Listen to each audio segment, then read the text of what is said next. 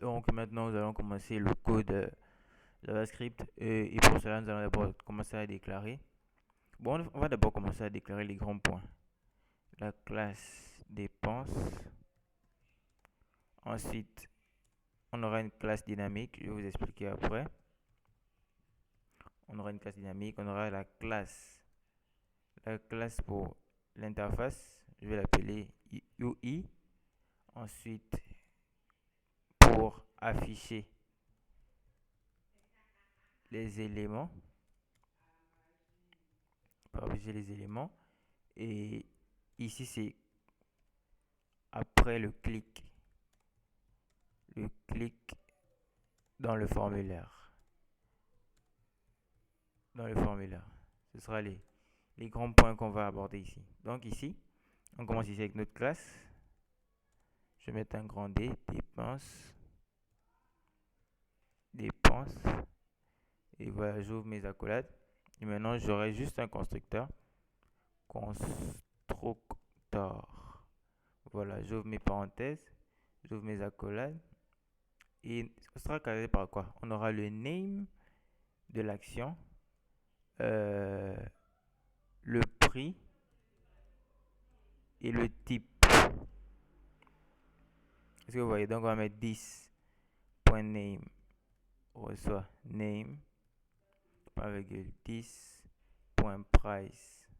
10.price reçoit price et 10.type reçoit type. Point virgule. Voilà. Là on a notre classe. Maintenant, on va commencer ici avec la classe User Interface UI. Maintenant, dans la classe UI, pour que les méthodes soient visibles dans tout le fichier, on a besoin de mettre le mot-clé statique. Est-ce que vous voyez?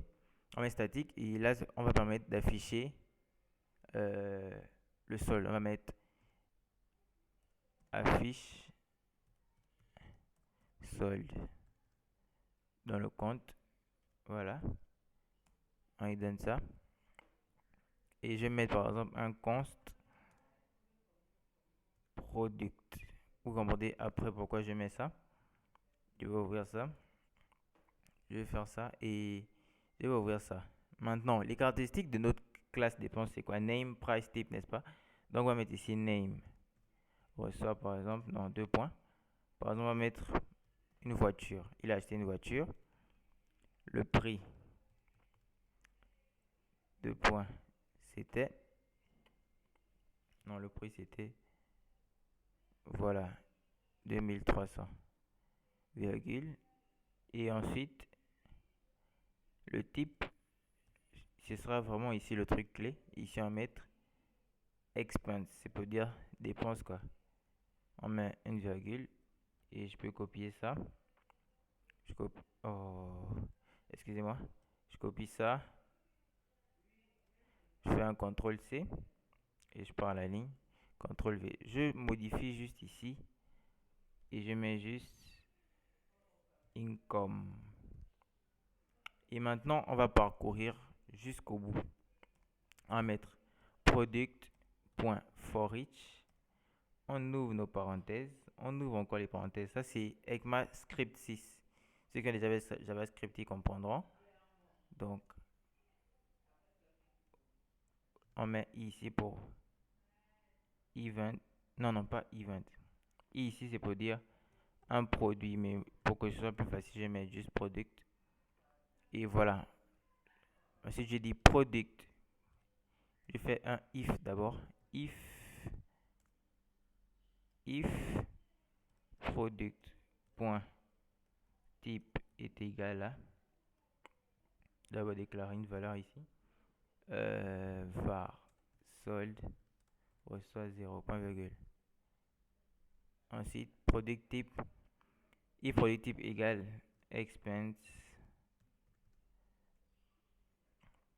On ouvre les parenthèses. On met solde plus égal product type product.price, point virgule. Ensuite, else. Maintenant, si c'est pas... Ah non, ça c'est expense. On met moins. Voilà, si c'est une dépense, on fait moins. Maintenant, si c'est par exemple le salaire, etc. Je mets par exemple CTRL C. Et ici, ce sera un plus. Plus sold price. Et voilà. Et après, maintenant, après ça, on met un virgule. On doit récupérer maintenant ici, là où le sol est déclaré. Et ici, c'est l'ID sol, vous voyez. Donc, on doit dire maintenant document.query selector. Query selector, c'est une string. Donc, pour les ID, c'est toujours dièse. Et on voit que c'est sold, comme c'est écrit ici. Sold. Ensuite, on met point text content reçoit. Et ça, c'est encore une spécificité de ECMAScript 6. Pour pouvoir mettre une variable, on donne le dollar et on ouvre les accolades et à l'intérieur on met sold. Voilà. Et pour afficher ça, pour afficher les éléments, on aura juste à mettre document.addEventListener. C'est pour écouter un événement. J'ouvre les parenthèses et la string ce sera DOM content loaded virgule et j'ouvre les parenthèses, je fais ça, j'ouvre mes accolades. En fait là c'est pour dire au document quand on va vouloir recharger la page, qu'est-ce que tu vas exécuter. Et moi je dirais simplement je vais exécuter ui.affiche sold. Voilà, j'ouvre mes parenthèses et je mets point virgule, j'enregistre, je pars sur mon navigateur. Bon, pour que ce soit plus simple, on va juste enlever ça. Voilà. Bon, ça c'est au début quoi. On va juste faire ça pour voir. Ici, je recharge, vous voyez bien, ça me met 2300 $. Maintenant, on veut aussi pour income et pour dépenses. Donc, c'est ça. Donc, on repart. Et pour ce faire, on va juste déclarer notre méthode.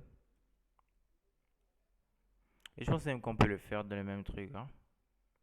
Je pense qu'on peut le faire dans le même truc.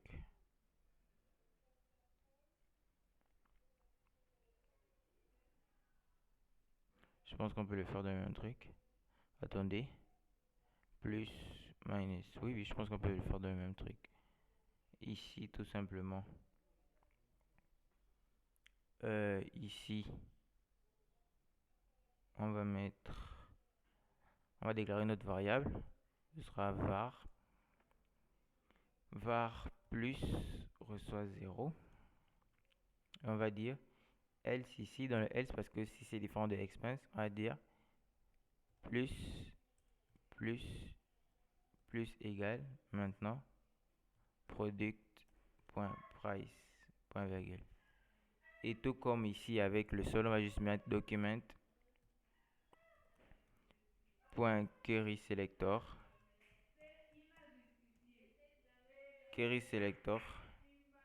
et avec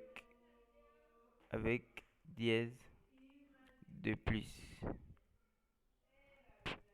point text content reçoit dièse et je fais un dollar comme d'habitude et je mets ici plus. Est-ce que vous voyez? Et si on part recharger la page, vous avez ça me met 2300.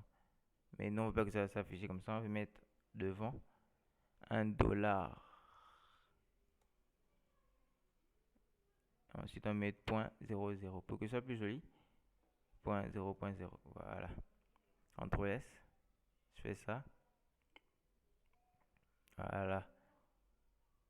Et ici on peut faire aussi pour ça, mais on va déclarer un var moins reçoit 0.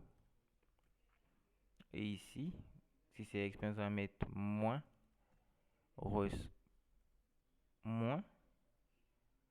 plus égal product.price, point virgule. Et je fais la même chose pour le mois. Je fais un CTRL C. Et voilà, CTRL V. Et ici, ce sera minus, le minus qui est là pour les dépenses. Donc voilà. Donc ce sera pas ici dollar dièse plus, mais ce sera dièse minus. Et ce sera plus, ce sera